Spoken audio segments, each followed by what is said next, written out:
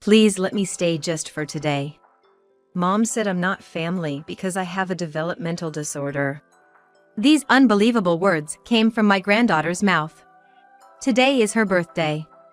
She should be happily eating cake with her family, yet she's forced to say such things. I hugged her small body tightly. My name is June. I'm 58 years old. My husband, also 58, is nearing retirement from his office job. I quit my job at 55, and now I'm a stay-at-home wife. I spend my days gardening, reading comics I've loved since childhood, and watching movies. I've had my fair share of experiences when I was younger, but now they all seem like good memories. I have a son who's married and lives in a nearby apartment with his wife and 2 daughters. The elder granddaughter is 8, and the younger is 6. Having raised only one son, being around 2 girls feels new to me. My daughter-in-law, Nancy, is a cheerful person, and I think our mother-in-law and daughter-in-law relationship is pretty good. Nancy often leaves her 2 daughters with me since I quit my job. Sorry, June. I have a lunch date with my mom friends today. Could you watch the girls? A high school friend is visiting from the countryside. I'm going shopping. The reasons vary, but she frequently leaves the girls with me to go out. I've never refused because I enjoy spending time with my granddaughters. Nancy is a stay-at-home mom. My son is 35 and a department manager at a fairly large company. He must be earning a decent salary. Some of my old friends say, lucky her, leaving her kids with her mother-in-law and going out all the time as a stay-at-home mom, but I don't know if once every 10 days is often or not. That day, Nancy brought her 2 daughters over. The elder is called Amy, and the younger, Lily. Lily, resembling her mother, is a bright child. When she sees me, she always shouts, "Yeah, Grandma," and hugs around my waist. In contrast, Amy, the elder, silently nods her head so slightly you might not even notice. That girl is so unfriendly, Nancy often says, lightly flicking her daughter's head, which is a routine. It's not like she never greets, I don't think she needs to be flicked. Sorry, June. There's a concert by an artist I've always liked today. I might come back a bit late, Nancy says, dressed up more than usual. Oh, that's why you're dressed up today. All right, go and enjoy yourself. My old friends would probably say, lucky her, going to a concert while leaving her kids with her mother-in-law. Well, shall we make some pancakes? I'll help. I want mine with whipped cream. Lily says, eagerly cute. Ignoring her sister, Amy then says, Grandma, can I read comics? Of course. I'll call you when the pancakes are ready. Nancy might call her unfriendly, but I don't mind Amy's independent nature. It's probably because I'm the same type. When I stopped working and Nancy started leaving the girls with me, they often played with drawing. Despite being 2 years apart, Amy was astonishingly good at drawing. Having always liked comics, I consider myself to have a decent eye for art. And I was even impressed by her skill. Her drawings weren't the typical doll-like illustrations most girls make. She drew characters with a real sense of dimension. Wow, Amy, you're really good at drawing. I couldn't help but praise her enthusiastically. But Daddy and Mommy said her drawings aren't cute, said Lily, who had just turned 5. Probably feeling jealous because I praised her sister so much. Her drawings were typical for her age, big-eyed doll-like figures, which were cute in their own way. I felt sorry for Amy, given her parents' lack of artistic appreciation. Amy, you're incredibly talented. Grandma's amazed. You know, your dad was never good at drawing or crafts even as a kid. He just can't see how wonderful your drawings are. Amy smiled shyly at my words. She rarely showed her emotions, which made her smile all the more precious. Maybe her drawings are too sophisticated for her age, which might be why her parents don't find them cute, but I couldn't understand why they wouldn't praise her. When Lily fell asleep, I asked Amy if she wanted to read comics. I haven't read many comics, she replied. I've always loved comics and have a large collection at home. My son wasn't much into comics as a child, and I've never heard that Nancy liked them either. Naturally, they wouldn't have bought many for their kids. I took Amy to the room with the bookshelves. Feel free to read anything you like. Grandma will make lunch in the meantime. While I prepared noodles for lunch, Amy stayed in the room without making a sound. Even when I called her for lunch, there was no response. When I went to fetch her, she was engrossed in reading a comic. During lunch, she talked about the comic. It was surprising since she's usually not very talkative. Even Lily remarked, "Sis is talking a lot." That's weird. It must have been a rare occasion. I'm not great with books full of text, but comics are really fun and interesting. Hearing her say that made me, a comic lover, very happy. After lunch, Amy continued reading comics until dinner. Since that day, whenever Amy comes over, she heads straight to the bookshelf and spends her time reading comics alone. I was happy to see her interest in comics, but then I was surprised when Lily said, "Sis is boring, always reading comics." She even bought a comic with her allowance and got in trouble with Mom. I think it's fine for her to buy comics with her allowance. I remember how hard it was to have my interests dismissed by my parents as a child. I'm definitely on Amy's side. One day, Nancy asked me to make a rice snack for Lily's birthday party. I bought a cute stationery set online for her gift and prepared the rice snacks before heading to my son and Nancy's house. Amy laid out her new sparkly stationery set on the empty space of the table. With a delighted expression, she exclaimed to her sister, "Isn't it great? This is mine, so you can't use it, Lily." Her childlike excitement was palpable. I regretted not buying something for Amy as well. "I hope you're looking forward to your birthday present too, Amy," I said, trying to make her feel included. But Nancy's cold response took me by surprise. "I don't think we'll be having a party for Amy." I was surprised by Nancy's cold manner of speaking. Amy isn't really into parties. She's quiet even today, isn't she?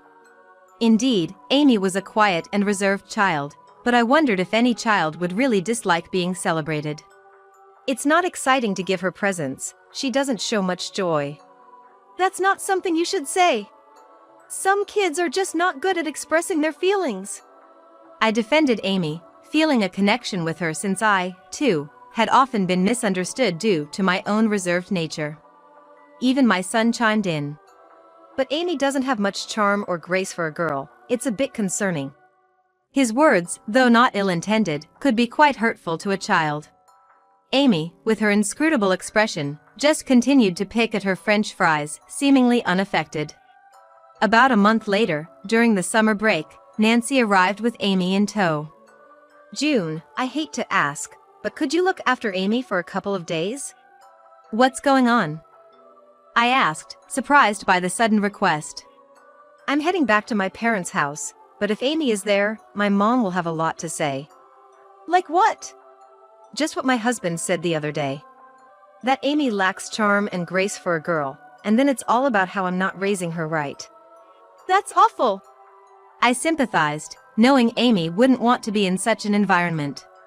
So, I agreed to take care of her. "Okay, you can say her grandparents wanted to take Amy on a trip," I suggested, making the best of the situation. Amy, treated like an inconvenience right in front of her, remained expressionless, giving nothing away. "Grandma, are we going on a trip?" Amy asked after her mother had left. "Oh, no. That was just a fib. Sorry, okay? Would you like to go on a trip?" "No. I'd rather read comics at your house." "Does your mom hate comics?" I recalled something Lily had mentioned before. "I don't know. But she says reading comics makes you dumb." I was surprised that such an old-fashioned view still existed, especially coming from my daughter-in-law. Nevertheless, Amy and I spent a pleasant 2 days together. She was engrossed in her comics most of the time, but I enjoyed hearing her thoughts on them. Some were perhaps a bit mature for a girl her age, but I didn't object, remembering how much I hated being restricted as a child. During dinner, Amy was so caught up in talking about the comics that she almost forgot to eat. My husband, a bit sunburned from golfing, watched Amy and chuckled, "She's just like you." Normally not much of a talker, but when it comes to her favorite things, she doesn't care if anyone's listening or not. Just like you. Well, they are grandmother and granddaughter, so it's not weird they're alike. When Nancy came to pick her up, Amy seemed like she didn't want to leave. It was both pleasing and a bit sad for me. Feel free to come over anytime, I said, and she smiled broadly and nodded. What's with you? You're all smiles for Grandma. I thought to myself, she could have chosen a nicer way to say that. Right after she said that, Amy's expression went blank. For Amy's birthday, though we weren't having a party, I wanted to give her a present. So, I went to the town center and bought her a sketchbook and a set of 120 colored pencils, all wrapped up as a gift. I also bought Lily a character-themed notebook and a set of colored pencils. Today being a weekday, the kids were probably still at school, so I thought I'd go home and make some more sushi rolls. Walking home from the bus, I saw a small figure in my garden. Sometimes kids from the neighborhood pick flowers from my flower beds. They say flower picking isn't really a crime, but as someone who takes care of them, I can't just overlook it. As I hurried home, I found Amy standing alone in the garden. Amy, what's up? Are you here alone? I asked, surprised. She replied in a small voice, can I stay here tonight, just for today? Sure, but what about your mom? Did you come here alone? Mom said I'm not family because I have a developmental disorder. What do you mean? I've heard the term developmental disorder quite often recently. At the doctor's, they said I have a developmental disorder. Mom said she doesn't need a child like that. Oh my, that's terrible. Let's go inside the house, I said, taking her hand. Honestly, I didn't really understand what a developmental disorder was. Was it some kind of abnormality? She didn't seem like it. I looked it up on my smartphone and learned that developmental disorders include ADHD, autism, and learning disabilities. ADHD involves restlessness, lack of attention, and concentration. Autism means difficulties in communication, lack of interest in others, limited facial expressions, and preferring solitary play. Amy might fall into this category. In learning disabilities, there's no issue with intelligence, but there can be difficulties in reading. It's apparently caused by a variance in brain development from birth. The more I read, the more I remembered kids in my class who might have had such conditions. Kids who couldn't sit still during class, or who wouldn't talk to anyone. Maybe they'd be diagnosed with developmental disorders today. Even I wasn't great at communication and preferred playing alone. That quiet kid from my childhood became a chatty and cheerful mother of 3 when we met at a reunion. Maybe these are just personality traits? It's hard to say since so much about the brain is still unknown. There's also a gray area where a child may not be diagnosed with a developmental disorder but still shows tendencies. It all seemed very complicated. The real problem is when a child is diagnosed and the parents can't accept it. That's the case with Amy. But to say a child isn't family just because they're diagnosed with a developmental disorder? That's unthinkable. I took out a cookie tin and poured some milk, saying, I'm gonna make a quick call, and moved to a room where Amy couldn't hear me. Ah, she went to your place, huh? Well, that makes sense. She doesn't really have anywhere else to go, Nancy said over the phone, not sounding worried at all. What do you mean by that? Amy's telling me you said kids with developmental disorders aren't part of the family. I was pretty angry. I never said that. I just said I didn't want a child with a developmental disorder in my family. Isn't that basically the same thing? Don't you think saying that would hurt the child? I said it as a joke. But then she just takes it seriously and leaves. She's always like this. She never gets jokes, and it's exhausting being with her. I think that might be characteristic of the autism type of developmental disorder. The school teacher said she wasn't doing well in class, so they suggested getting her diagnosed for a developmental disorder. I couldn't believe it, but when we did, she was diagnosed. I was shaken up, and then she comes up saying it's her birthday today. Like I could care about that right now. I couldn't help but feel a bit of sympathy, but if it's a brain function issue from birth, it's not her fault. So you're saying it's my fault? Oh, I get it. My mother probably blames me for having a child with a disability. Nancy got so worked up over her own words that I couldn't handle her. For now, I'll take care of Amy here. She can go to school from here, and you should take some time to calm down and rest. I hung up after saying that. I informed my husband about the situation over the phone, which was basically a fait accompli.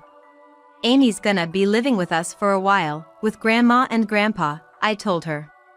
Even when I said that, Amy didn't seem sad or angry. Her expression was hard to read. Is it because my brain's messed up? She asked, startling me. You're not messed up at all, Amy. You're a cute girl who loves comics and is good at drawing. That's a lie, right?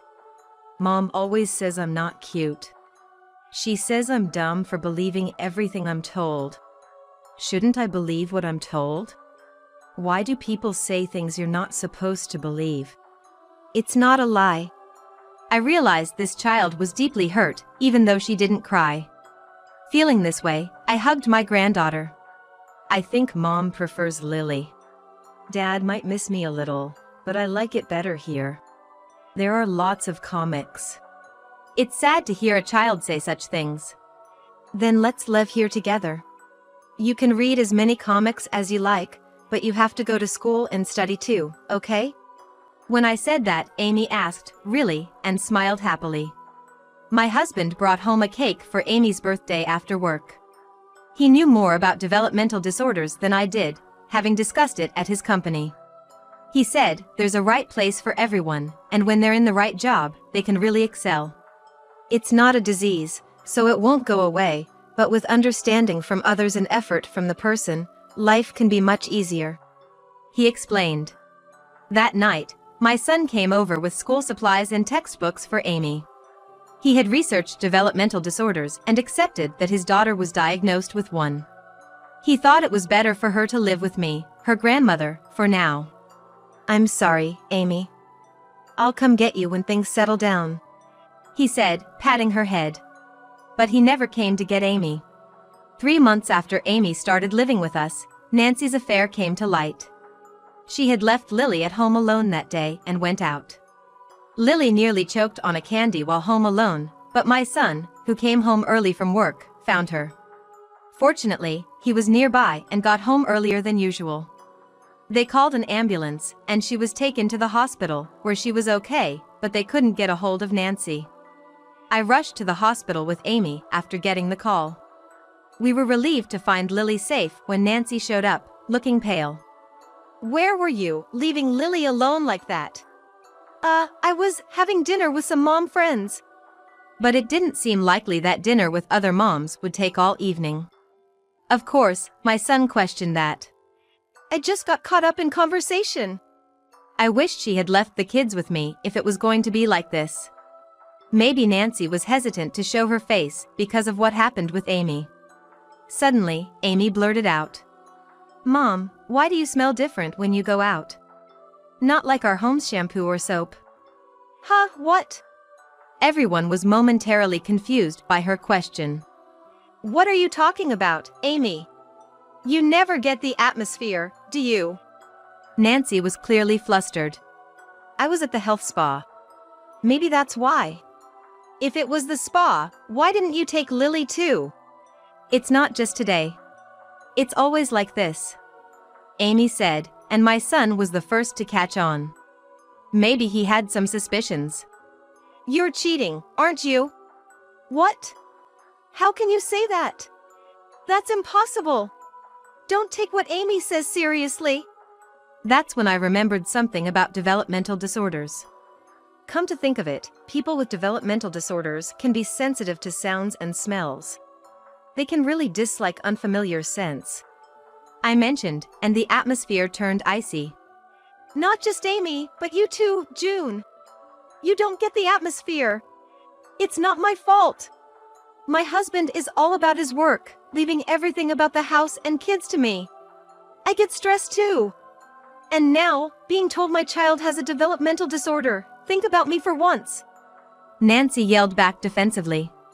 Amy had developmental issues even before you started leaving them with me and going out frequently. I wondered what this daughter-in-law was talking about. So, you were cheating while leaving your daughters with June.